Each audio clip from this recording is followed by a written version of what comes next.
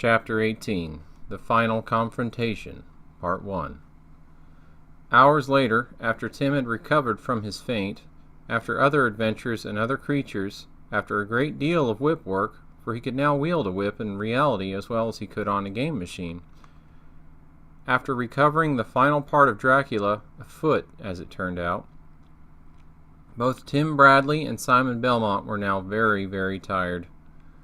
So it was with no surprise at all to Tim Bradley when Simon Belmont sat down near a tree stump near the town of Alder and said, I am so tired, Timothy Bradley. We must rest for a while. Now Tim was fatigued as well. After all, you can't go through close to 2 days of monsters, vampires, and the Master of Death without feeling a certain amount of weariness. They were in the town of Alder now. It was dark and cold, and all the colors of night pressed in on them as they sat in a small park beneath some trees. There were no lights in any houses, nor were there any taverns to welcome them with warmth and song. All was dead quiet, or was the right term quietly dead? Tim Bradley did not care to find out. I don't know, Simon. Maybe we'd better just press on and get this over with. No, said Simon. I must rest. Give me just 10 or 15 minutes. Let me refresh myself. Then we can be on our way. Okay, but maybe I'd better just stay awake and keep watch. Yes, that would be a good idea. You are a good companion, Timothy Bradley. You are a good friend. I could not have come so far without you. The way you dealt with the Master of Death, the way you left those mystical blocks, and especially without your help, we would not have been able to get to that boat across the river and procure the magical diamond. Simon held up the gem. It sparkled in the light of their torch. Well, we've got a ways to go, haven't we? Now you just rest, Simon, and that's what you've got to do. I'll sit up and watch. But Simon Belmont was already sleeping, snoring gently. Tim looked upon the face of the hero in the torchlight and saw how it had aged in the past day and a half. He was glad he didn't have a mirror. He didn't want to look at his own face. Although he'd always wanted to grow up, he didn't want to grow up that fast. Still, he had matured. There was no question about that. He had learned lessons about life and about himself that he would never forget. That was, if he ever got back home. How he longed for the familiarity of his room, his comic collection, the grumbles of his parents, liver and onions once a week for supper. He even wished he was back in that bathroom at junior high, waiting to confront Bert. Bert was absolutely nothing compared to what he had faced in the last 2 days. So he was just sitting there, shivering a bit, trying to warm his hands with the flame from the torch when the most trying time of the whole journey hit. It came on slowly and subtly. Quite simply, Simon Belmont woke up. Simon, that was fast! Tim hopped to his feet, wanting to get out of this dark and depressing place. Let's go! Simon said nothing. He just looked at Tim with dark and brooding eyes. Simon, are you okay, pal? Simon remained mute. He looked around, then smiled the most devilish, evil smile that Tim Bradley had ever seen. There's no Simon here, Brett. This body is all mine now, blah. Simon, not Simon, opened his mouth wider, revealing the sharpest, deadliest pair of fangs that Tim Bradley had ever seen. Bleh, and now if you would so kindly bare your neck, I am very, very thirsty, blah, blah, blah, blah. And with that, Dracula leapt upon Tim Bradley. Now, Tim Bradley had seen many vampire films. He'd seen the likes of Bela Lugosi, Christopher Lee, and many other actors portraying Dracula, and other evil creatures of the night whose profession was the oral removal of blood from the veins of human victims. He'd seen plenty of cinematic vampires leaping on people, but actually experiencing it was quite different. For one thing, as strong as Simon Belmont was in real life, possessed by the spirit of Dracula, he seemed to have the strength of 10 madmen.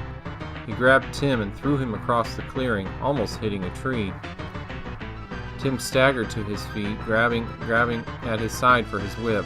The initial attack had been so fierce, so violent, and above all, so quick, that Tim had not even had a chance to pull out the whip and defend himself. Now that he knew how to use it, he might as well. He snapped it. But with lightning speed, Dracula Simon grabbed it and pulled it out of his hands. "Bleh, no help there, mortal, bleh." The agate eyes gleamed with a horrible, enthusiastic fire. Tim reached down to his belt to get whatever else he might have that might be of help. He came holding something hard and round. Ah, a bulb of garlic. That should do the trick. "Get back, I say!" he cried, brandishing the garlic. "Yum! Bleh!" said Dracula Simon.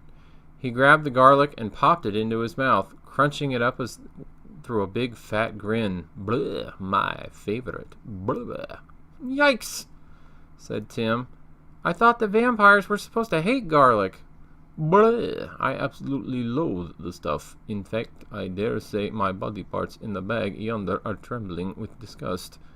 But you see, I'm in Simon Belmont's body, so it really doesn't affect me. I don't suppose you have another bulb, do you? I could just breathe on you and you'd die. Bleh!" Dracula Simon bent his head back with an absolutely hideous laugh escaped. "Bleh! Oh, bleh!" he exclaimed. "Bleh! I am going to have such fun with you, little punny man. Bleh!" And he jumped again. This time Tim was ready for him. He leapt away, and the vampire charged past him, banging hard into a tree. The vampire fell onto the ground. The experience did not faze him, however. He hopped right back to his feet and charged again, faster than before. This time his claws caught hold of Tim's coat. He pulled the teenager up to his face. "Bleh, just a few pints. Bleh," he said, drool splashing down on his collar. "Bleh, that's all I need. Bleh." "What's black and white and red all over?" Dracula Simon blinked. "A newspaper!" yelled Tim. Dracula Simon did not make any expression. But then, suddenly, the eyes were no longer flaring red. They turned a pale blue once more, and Simon Belmont, the true Simon Belmont, peered out.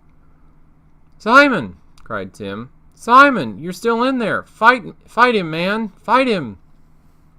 "Aye," said Simon. "I'm fighting. But that was all that the hero could get out before his features bent once more and Dracula's fire smoldered in his eyes. "Bleh, a poor attempt, bleh," said Dracula. "Bleh, besides, you fool, your stupid joke reserve is clearly running out. Even I in little CastleVania have heard that joke before. Bleh." The fangs came in closer, and Tim could feel the hot breath of this monster who had taken over his friend. That was it, he thought. He's got me. And then, just as Dracula's fangs were about to sink into the tender flesh of Tim Bradley, a most fortunate thing suddenly happened. The first ray of dawn filtered through a break in the trees and touched Dracula Simon's face. The vampire screamed. "Simon! Simon, fight him now!" cried Tim. "Fight him!" Tim could see the struggle going on in his friend's face.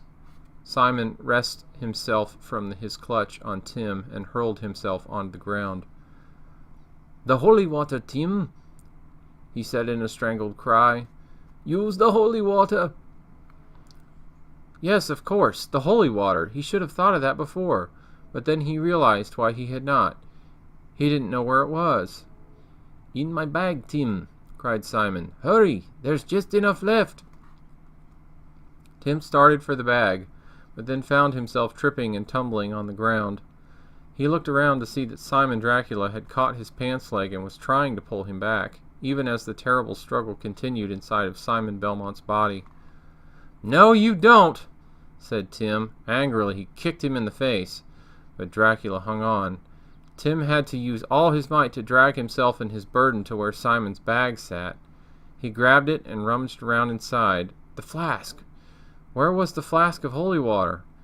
Dracula Simon clawed his way up Tim's pant legs, ripping and tearing along the way. Tim's hand grabbed something solid. Without waiting to unstopper the flask, or even checking to make sure it was a flask, Tim bashed his attacker across the noggin. Liquid splashed out on him. Simon Dracula screeched. He writhed and squirmed. But then he rolled into a shaft of light from the newborn sun. Tim could see the spirit of Dracula evaporate from Simon's body like black dew. Simon stood, dripping water and smiling. "Thanks," he said. "I needed that." Game hint.